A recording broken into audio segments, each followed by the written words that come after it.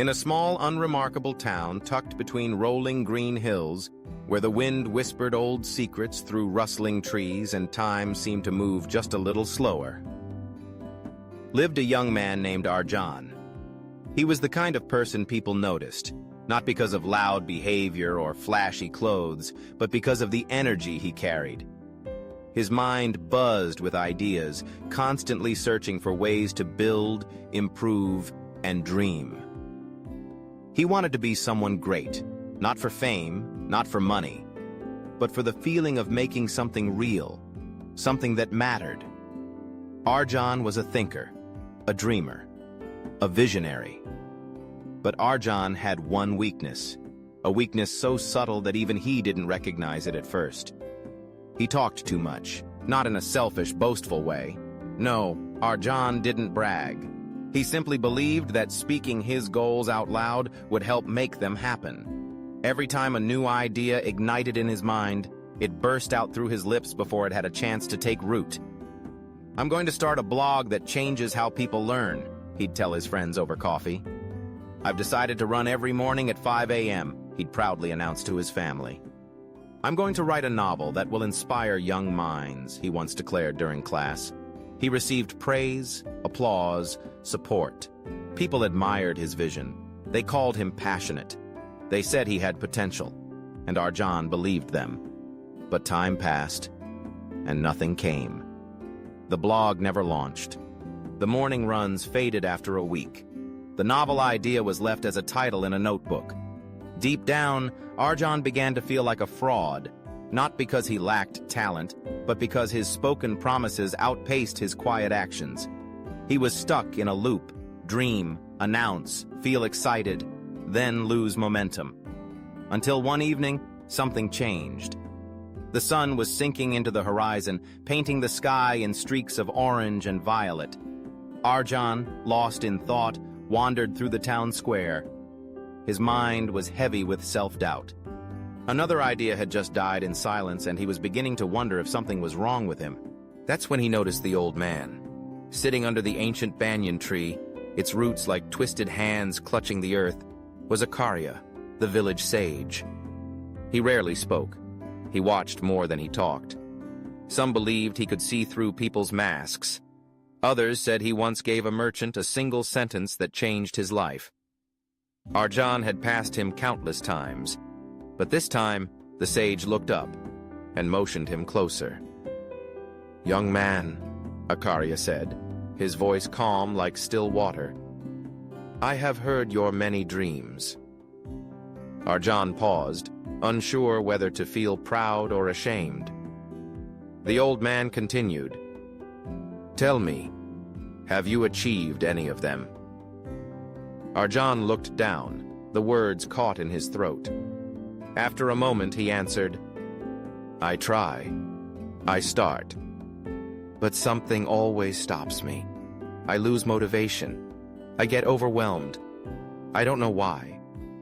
Akarya nodded slowly. "Come, sit. Let me tell you a story." Many years ago, in a distant village that no map could name, lived a poor farmer named Veer. His home was no more than a clay hut with a straw roof, and his land barely grew enough food to feed his wife and children. But Veer had something few men possessed, a vision so clear it lived behind his eyes. He dreamed of turning his dusty, cracked land into a kingdom of abundance.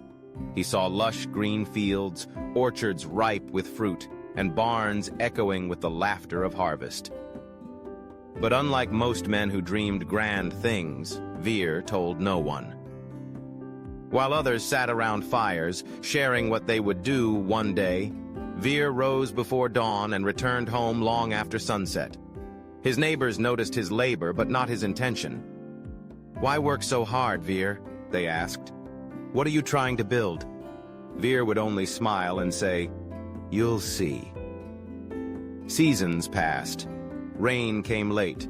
Crops failed. Many gave up, sold their land, moved away.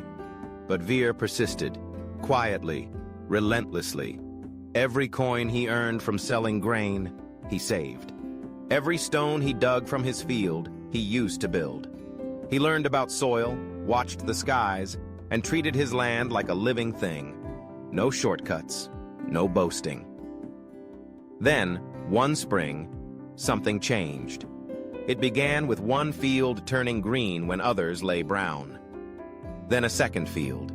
Then a third. People started to whisper. They hadn't even noticed he had bought the neighboring plots.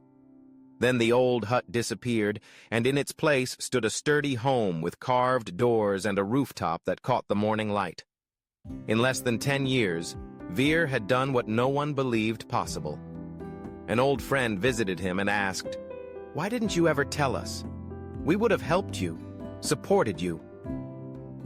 Veer looked out over his land and replied, "Because dreams are delicate. Speak them too early and they weaken. People will doubt you, discourage you, even unintentionally. And sometimes, by talking too much, we trick our minds into thinking we've already done the work. I wanted my hands to speak louder than my words." As Akarya's story ended, Arjan sat frozen. The world around him seemed quieter. The sage leaned in. "Do you understand, child? Talking about your dreams creates a false reward. The brain feels satisfied, and the fire dies. Not everyone will believe in you. Some will laugh. Some will envy. But your actions, they never lie." Arjan whispered, "Is it too late for me to change?" The old man smiled. "Real change begins the moment you recognize your mistake. From this day, speak less. Do more. Let silence become your shield, and your discipline your sword." That night, Arjan didn't tell anyone what he had decided. He went home, opened a fresh notebook, and made a simple rule. No more announcements. Only action. He began waking up early, not to post about it online, but to study in peace. He stopped sharing half-formed ideas and instead drafted full plans in private. When someone asked, "So what are you working on now?" he would smile and say, "You'll see." Weeks turned to months. For the first time in his life, Arjan finished what he started.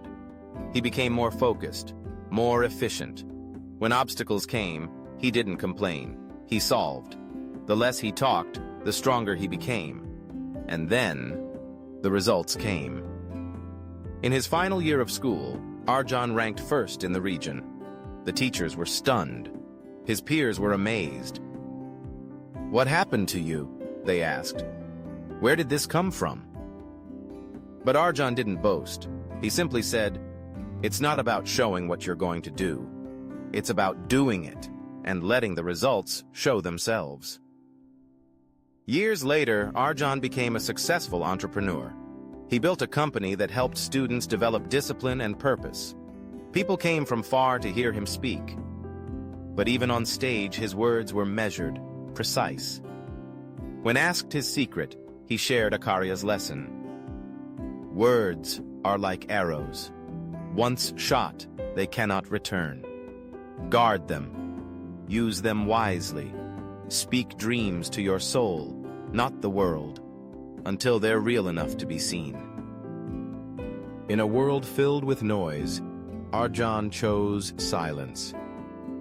In a culture obsessed with sharing, he chose stillness. And in that silence, he built something extraordinary. Let your silence grow your roots. Let your work grow your tree. And when the time is right, let your success bloom so loudly that the world cannot help but notice.